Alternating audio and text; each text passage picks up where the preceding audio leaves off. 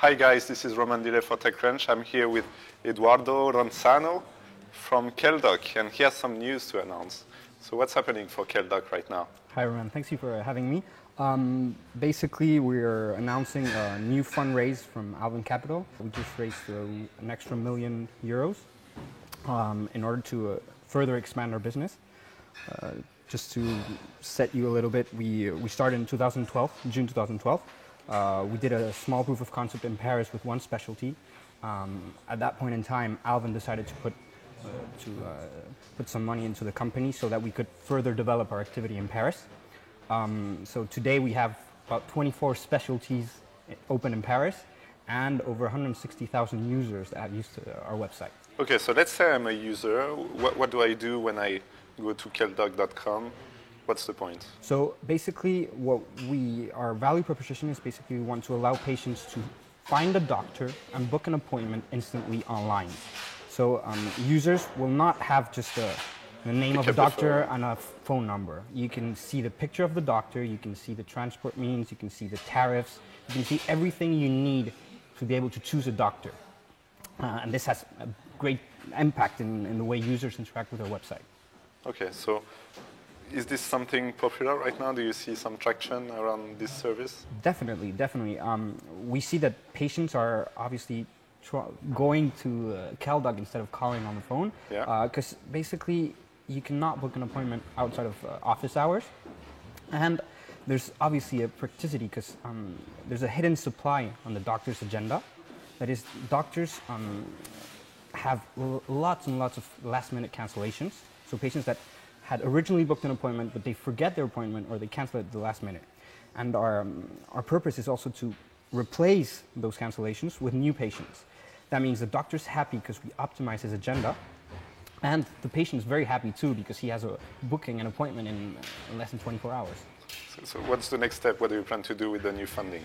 So, well, as you know, I'm Spanish and I've lived in England, Germany, and France. So obviously our ambitions are European. We want to take this, basically our first step is to further develop the Parisian market because France is a very centralized country and it has about 20%, between 10 and 20% of the doctors in France.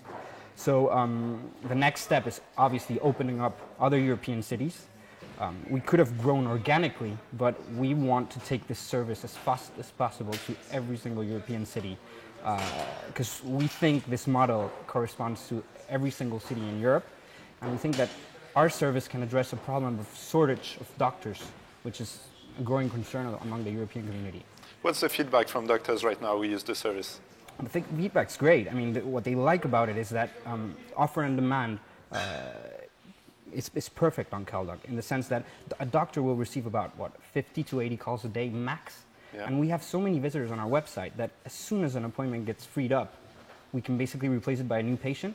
So they love the fact that we can create this optimized agenda that pleases patients and pleases doctors because they basically have a patient in every single slot. So let's say I'm a doctor. Do I have to use another website to manage these appointments? So no, that's one of the biggest differentiating factors with all the other actors is that we are by far the actor that integrates into most software suites used by doctors.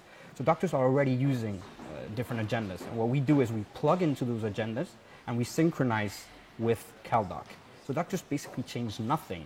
They only have the added value of having less, basically lost appointments, and a lot more patients on their practice. Do you have some legal constraints in France to operate a service like that? Definitely.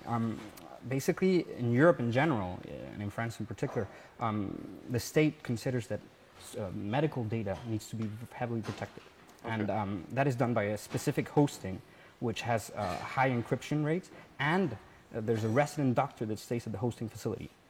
So this used to be accessible only for clinics and hospitals in France, but we made it our mission at the beginning of KelDoc to integrate that.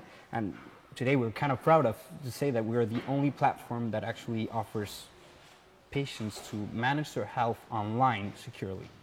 Okay, so let's go back to the fundraising. I've heard a rumor just going around that you started looking for funds and Alvin was like, no, we definitely want to put all the money on the table because we like this company so much. Is that true? It's definitely, well, let's say it's true halfway through. We definitely, when we approached, it was actually Alvin that approached us. They started to see the metrics that we were getting. And they wanted to give you money. And yeah, they wanted to accelerate growth because obviously this is a great market opportunity. There's about 250,000 physicians in France, and we were getting growth of around 30% per month on our doctor base. And so basically they say, well, if it's working, we might as well go faster. We might as well scale.